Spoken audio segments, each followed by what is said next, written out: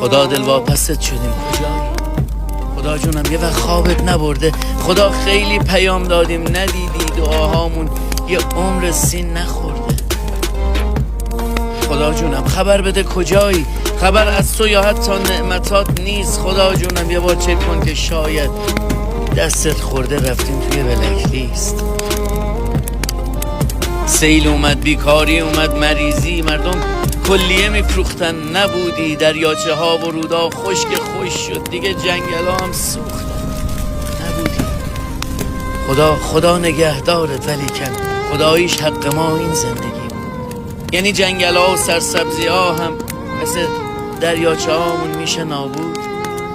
راستی بارون اگر خواستی بباره یا نعمت خواستی بفرستی برامون، یه وقت سر و صدا نداشته باشه. آخه تو خواب نازن مسئولام.